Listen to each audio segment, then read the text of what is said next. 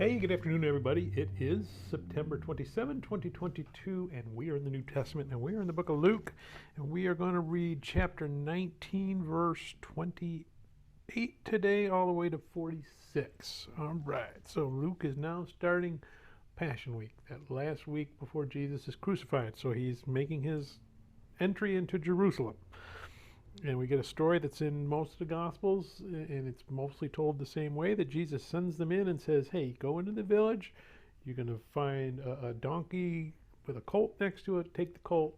When the owner says, hey, what are you doing with my colt? Tell him Jesus has need, and he will say, okay, take the colt and go. Some people see that as miraculous. Some people see that, well, maybe he set that up in advance. And I kind of disagree with it. He set it up in advance because I mean, you look at what he told him. Just go into this village and go look for a donkey tied up next to a foal. A village in the first century, there were probably lots of donkeys, lots of foals.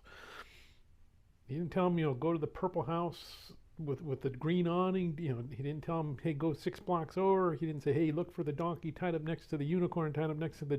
Just walk into this village, and the first donkey you see that has a foal next to it, grab the foal. And the miracle is, when that guy comes out and asks you what you're going to do, you tell him it's for Jesus, and he's going to say, take it and go. So the disciples go do that. They find the donkey. Guy comes out and says, hey, what are you taking my donkey? And they say, it's for Jesus. And he says, great, take it.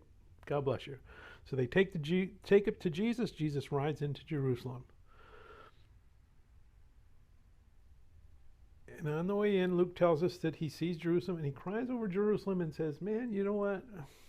If you just had that little faith that he's been preaching all the time, you just had a little faith that I am who I am, you would be saved this destruction that's coming. But you're not going to, because he already knows they're going to reject him. And you see that humanity come out of him. Then he goes into the temple. And he cleanses the temple. He sees that, hey, you know what? The court that's supposed to have Gentiles in it doesn't have Gentiles in it because they've all been kicked out so that we can have people selling things and making some money and ripping off the tourists. He don't like that. I don't like that either. But he really didn't like that, so he kicks them all out. Now, let's go ahead and we're going to read Luke chapter 19, verse 28 to 46 today.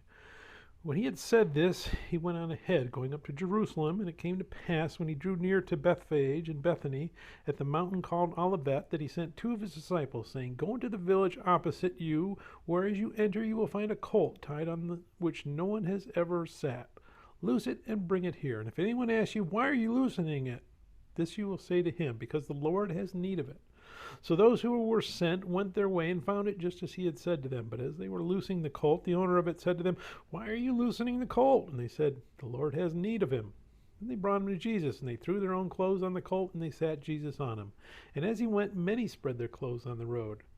Then as he was now drawing near the descent of the Mount of Olives, the whole multitude of the disciples began to rejoice and praise God with a loud voice for all the mighty works they had seen, saying, blessed is the King who comes in the name of the Lord, peace in heaven and glory in the highest. Some of the Pharisees called to him from the crowd, Teacher, rebuke your disciples. But he answered and said to them, I tell you that if these should keep silent, the stones would immediately cry out. Now, as he drew near, he saw the city and wept over it, saying, if you had known, even you, especially in this your day, the things that make for your peace, but now they are hidden from your eyes. For days will come upon you when your enemies will build an embankment around you, surround you, and close you in on every side, and level you and your children within you to the ground. They will not leave in you one stone upon another, because you did not know the time of your visitation. Then he went into the temple and began to drive out those who bought and sold in it, saying to them, it is written, my house is a house of prayer, but you have made it a den of thieves. May God bless the reading of his word, and may God bless you. Bye.